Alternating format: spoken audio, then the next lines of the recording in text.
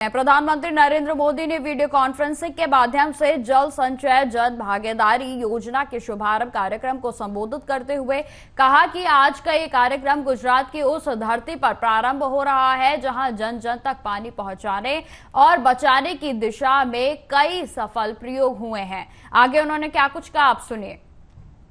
होगा साथियों, आज का ये कार्यक्रम गुजरात की उस धरती पर प्रारंभ हो रहा है जहां जन जन तक पानी पहुंचाने और पानी बचाने की दिशा में कई सफल प्रयोग हुए हैं।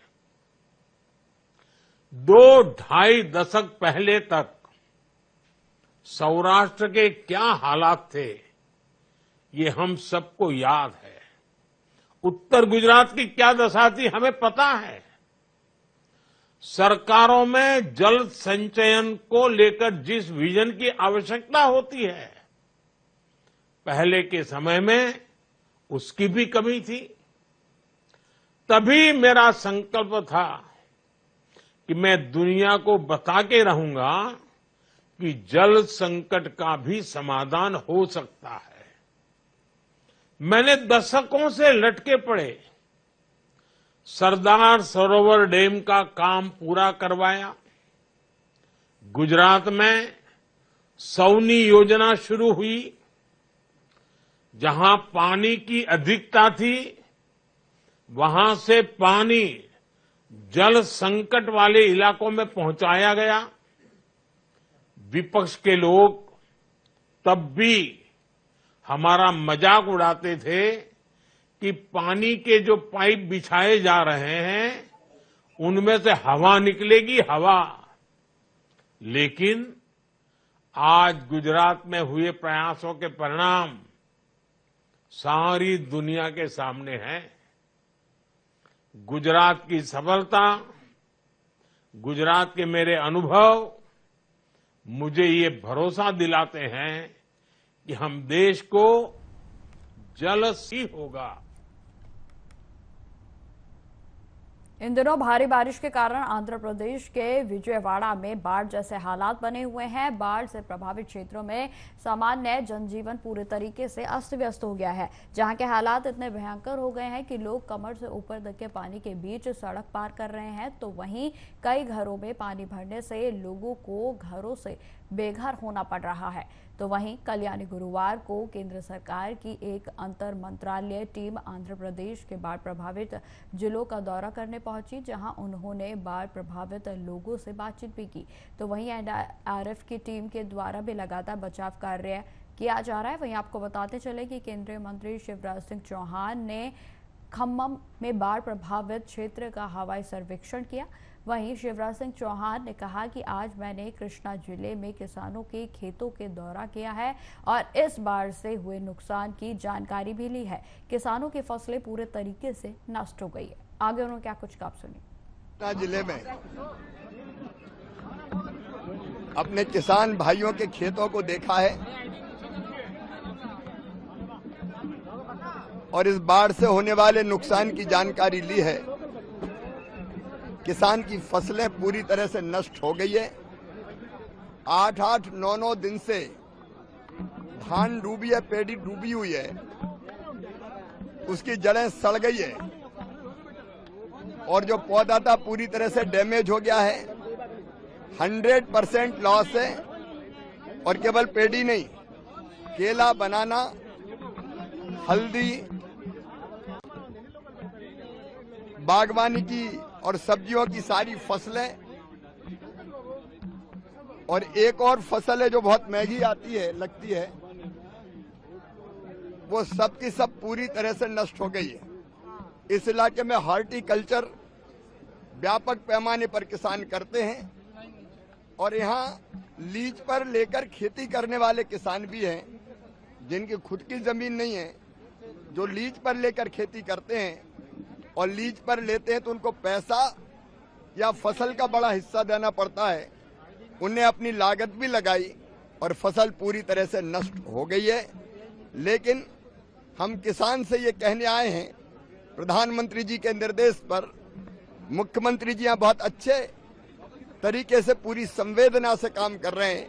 किसान भाइयों, नुकसान हुआ है, लेकिन राज्य सरकार बहुत सक्षमता और संवेदनशीलता के साथ मुख्यमंत्री चंद्रबाबू नायडू गारू जी के नेतृत्व में काम कर रही है। जिले मध्य प्रदेश के उज्जैन में एक महिला के साथ सरेआम रेप हुआ है। जी हां, आपको बताते चलें कि आरोपी ने शहर के कोयला फाटक चौराहे के फुटपाथ पर महिला के साथ दुष्कर्म किया। किसी ने इस वारदात का वीडियो बनाकर सोशल मीडिया पर जमकर वायरल कर दिया है। आपको बताते चले कि घटना बुधवार की बताई जा रही है, जहां पर गुरुवार को वीडियो सामने आने के बाद पुलिस ने इस पर संज्ञान लिया है। कोतवाली सीएसपी ओम प्रकाश मिश्रा ने जानकारी देते हुए बताया कि पीड़ित महिला को थाने में लाया गया है। उसकी शिकायत पर एफआईआर भी दर्ज कर ली गई है। आरोपी को गिरफ्तार भी कर लिया गया है और इस घटना को लेकर कांग्रेस एक बार फिर से प्रदेश सरकार पर हमलावर हो गई। आपको बताते चले कि एमपी के कांग्रेस के एक्स हैंडल से पोस्ट किया गया यह वीडियो, जिसमें कि कहा गया है कि शर्मसार हुई धर्मनगरी उज्जैन, सत्ताधीशों शर्म से डूब मरो या फिर कुर्सी को छोड़ दो। वहीं आपको यह भी बताते चले कि पीड़ित महिला भीख मांगकर गुजारा करती है। उसने पुलिस को आरोपी का नाम लोकेश बताया है, तो वहीं आरोपी उसे कोयला फाटक के पास मिला था। उसने शादी का झांसा देकर पहले शराब पिलाई और फिर नशे की हालत में उसके साथ दुष्कर्म किया गया। इसके बाद धमकी देकर वह वहां से फरार हो गया। वहीं आपको बताते चले इस पूरे मुद्दे पर लगातार कांग्रेस अब प्रदेश सरकार पर हमलावर हो गई है, जिसमें कांग्रेस अध्यक्ष मध्य प्रदेश में कहा गया कि धर्मनगरी उज्जैन एक बार फिर से कलंकित हुई है और इस बार भी काला टीका उज्जैन की कानून व्यवस्था के माथे पर लगा है। यह सोचकर ही स्तब्ध हुआ जा सकता है कि मध्य प्रदेश में दिन दिहाड़े खुलेआम सड़कों पर बलात्कार शुरू हो गया है और ऐसा तभी संभव है जब कानून और सरकार का असर पूरी तरह से खत्म हो जाए। यदि मुख्यमंत्री के गृहनगर के यह हाल है तो बाकी प्रदेश के हालात आसानी से समझे जा सकते हैं। वहीं उन्होंने आगे यह भी लिखा कि दलित और आदिवासी महिलाओं के साथ लगातार हो रहे अत्याचार को भी महसूस किया जा सकता है। अब गृह मंत्री या मुख्यमंत्री नहीं, प्रदेश सरकार के एक एक मंत्री से सवाल है, शर्म से डूब मरो या कुर्सी को छोड़ दो। बेशर्मी से भरी इस निर्लज्ज व्यवस्था के खून में आखिर उबाल कब आएगा।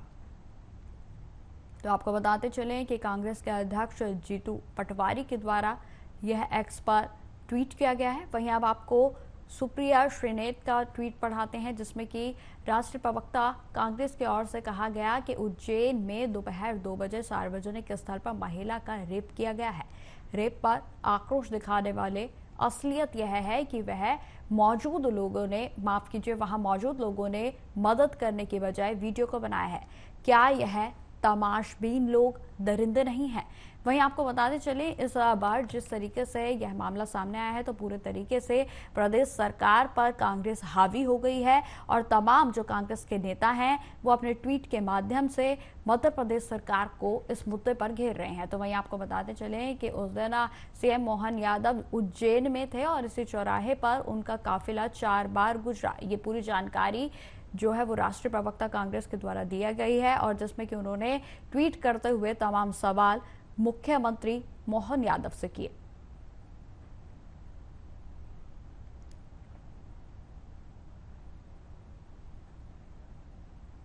इस खबर पर अधिक जानकारी के साथ मध्य प्रदेश के स्टेट हेड राजेंद्र जी हमारे साथ जुड़ गए हैं। तो राजेंद्र जी, सबसे पहले मैं आपसे जानना चाहूंगी कि पूरा मामला क्या है।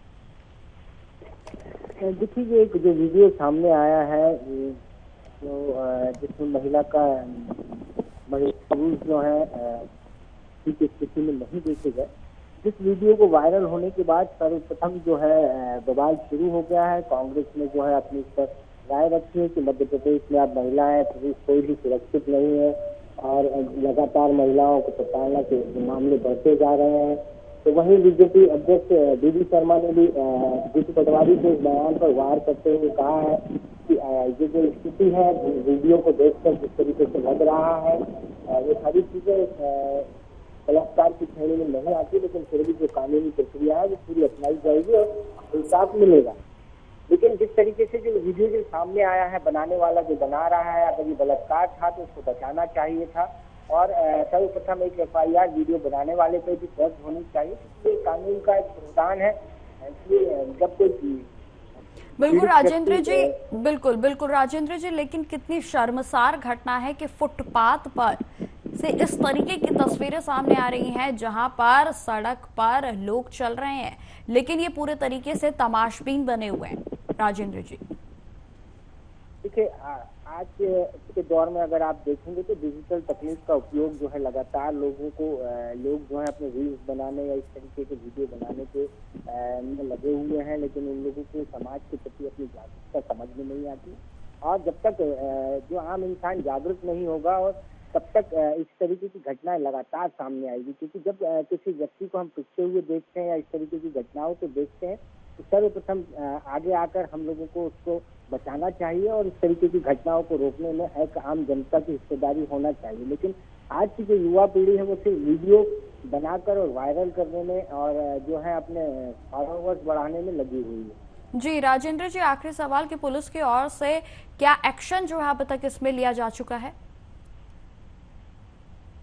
देखिए, पुलिस की तरफ से FIR कर दी गई है और व्यक्ति जिस महिला के साथ घटना हुई थी उसका सारा का सारा बयान वगैरह सब ले लिया गया है।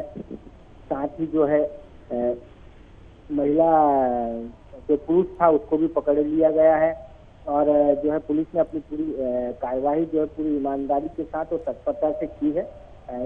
और वहीं बीजेपी सरकार के जो प्रदेश अध्यक्ष हैं भाजपा के, उन्होंने भी जो है पुलिस को तत्काल निर्देश दिए थे कि इस तरीके की घटनाओं को तत्काल प्रभाव से जो है कार्रवाई की जाए और तत्काल आरोपियों को जो है गिरफ्तार किया जाए।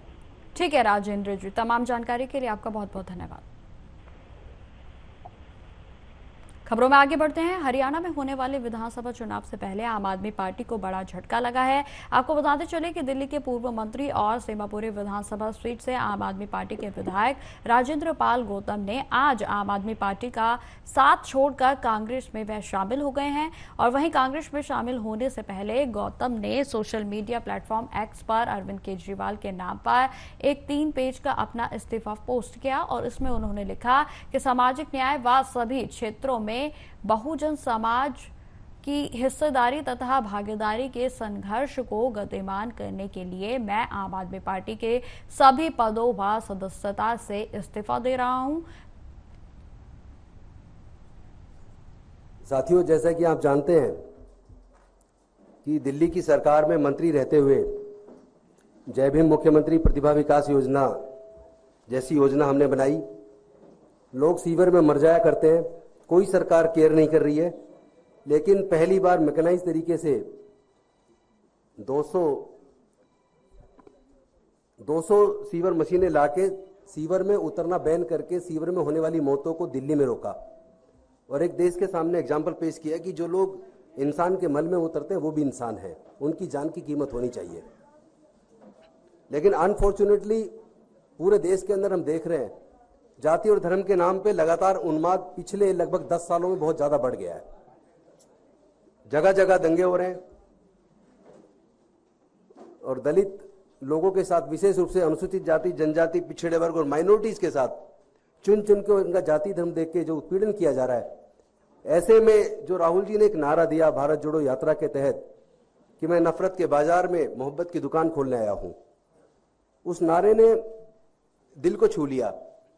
और उन्होंने जो कहा कि संविधान की रक्षा करनी है और देश में सामाजिक न्याय को आगे बढ़ाते हुए सभी वर्गों को उनके जनसंख्या के हिसाब से हिस्सेदारी भागीदारी मिलनी चाहिए, उस बात ने प्रेरित किया कि इसी बात की तो लड़ाई फूले, साहू, अंबेडकर, पेरियार, डॉक्टर बाबा साहेब अंबेडकर जी ने late. It's a pride moment for us to announce a big joining today.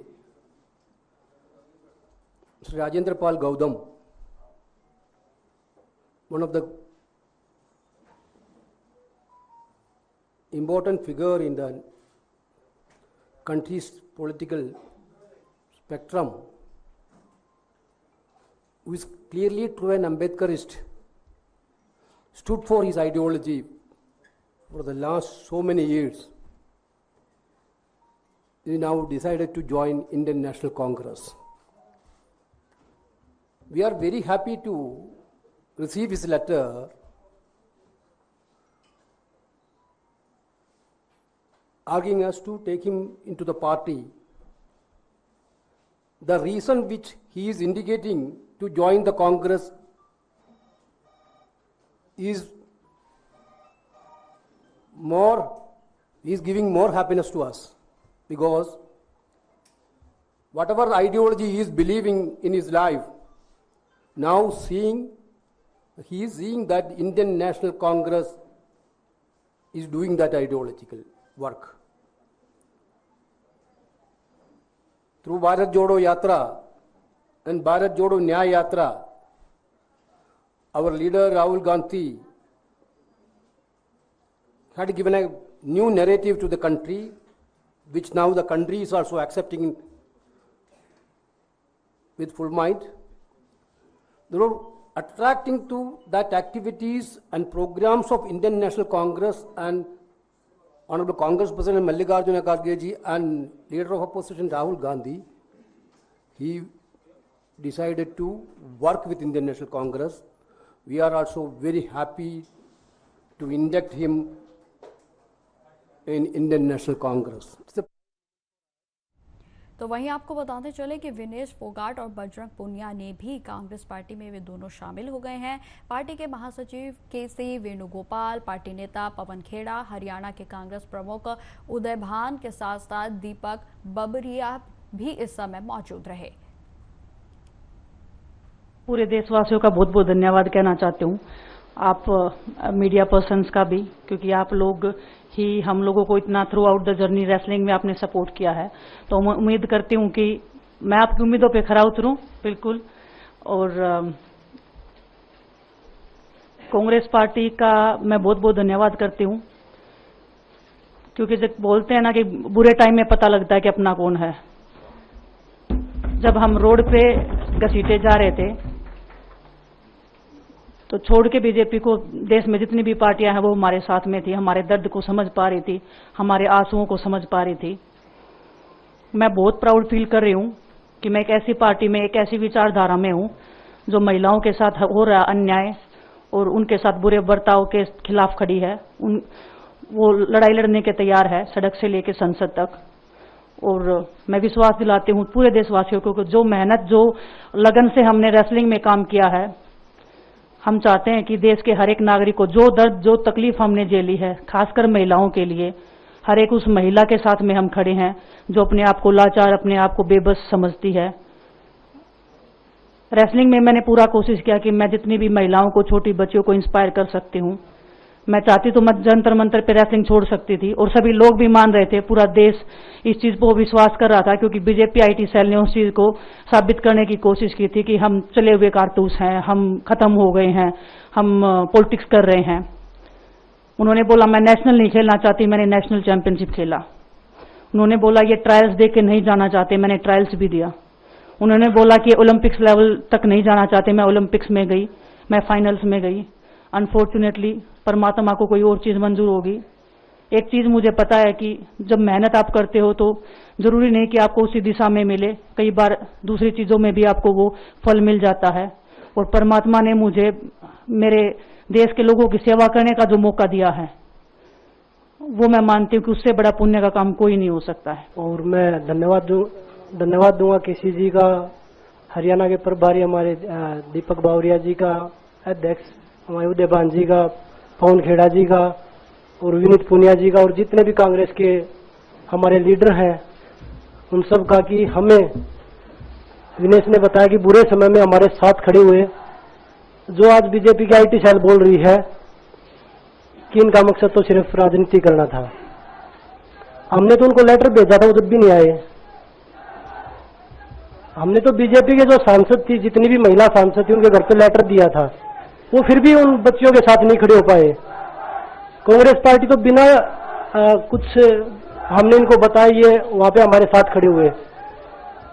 तो देश की बेटियों की जो आवाज उठाई उसका भुगतान हम कर रहे हैं। लेकिन ये चीज हमें पता लगी कि जो अत्याचार बेटियों पे हुआ जंतर मंतर पे, उसके साथ सिर्फ बीजेपी पार्टी खड़ी हुई और सभी पार्टी हमारे साथ खड़ी थी। और जो भी आज हम इस पे कांग्रेस पार्टी में आए हैं, मैं धन्यवाद देता हूं सभी का।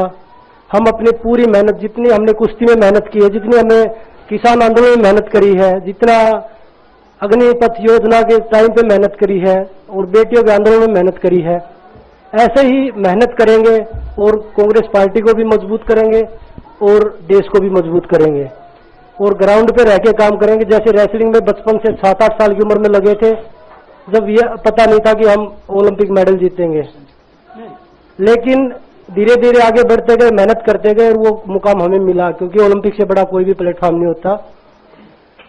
और जिस दिन विनेश फाइनल में गई, उस दिन पूरा देश जोश में था, पूरा जश्न हुआ, लेकिन अगले दिन जो घटना हुई पूरा देश दुखी था। लेकिन कुछ आईटी सेल थी। खबरों में आगे बढ़ते हैं। कांग्रेस पार्टी के मीडिया विभाग के चेयरमैन पवन खेड़ा ने प्रेस कॉन्फ्रेंस में कहा कि हम नरेंद्र मोदी से पूछना चाहते हैं कि क्या आपका माधवीपुरी बुद्ध जी के साथ समझौता हुआ है? सरकार ऐसी कंपनी में दखल नहीं देगी जिसके साथ माधवी जी के व्यावसायिक संबंध है। प्रधानमंत्री नरेंद्र मोदी ने माधवी बुद्ध जी को एक ऐसा कौन सा वरदान दे दिया है कि वे जो भी करें सब माफ है? आगे उन्होंने क्या कुछ कहा, सुनिए। हम प्रधानमंत्री से पूछना चाहते हैं कि आप जब माधवी जी को सेबी का प्रमुख बना रहे थे, क्योंकि बनाया किसने? प्रधानमंत्री और गृह मंत्री ने बनाया। एसीसी, ये दो लोग हैं, ये मैं बार बार नाम लेता हूं, चेहरा भी दिख रहा है आपको, पहचाना हुआ चेहरा है। ये दो लोग एसीसी में थे, हैं। इन्होंने सेबी की चेयरपर्सन को इलेक्ट किया, बनाया, अपॉइंट किया, इलेक्ट नहीं अपॉइंट किया। तो हम ये जानना चाहते हैं कि क्या ऐसी कोई अंडरस्टैंडिंग थी आपकी सेबी की चेयरपर्सन के साथ कि आपके जो भी व्यावसायिक संबंध आपके परिवार के जिस भी कंपनी से हैं, थे और बनेंगे, उसमें हम हस्तक्षेप नहीं करेंगे? हो सकता है ऐसी कोई अंडरस्टैंडिंग हुई हो, बड़ी जगह पे ऐसी अंडरस्टैंडिंग होती होगी। आजकल न्यू इंडिया, नए भारत में कुछ संभव है। तो अगर ऐसी अंडरस्टैंडिंग थी तो प्रधानमंत्री जी कृपया करके सामने आइए और इस देश को बताइए कि हां, मैंने ऐसी अंडरस्टैंडिंग की थी सेबी प्रमुख के साथ, उनको सेबी प्रमुख बनाने से पहले, कि उनके व्यावसायिक संबंध, उनके और उनके परिवार के जितने भी व्यावसायिक संबंध हैं, जिस भी कंपनी से हैं, उसमें वो हस्तक्षेप सरकार नहीं करेगी, वित्त मंत्रालय नहीं करेगा, सेबी नहीं करेगा। तो फिलहाल इस बुलेटिन में इतना ही। देश दुनिया की तमाम खबरों की जानकारी के लिए बने रहें हमारे साथ। नमस्कार।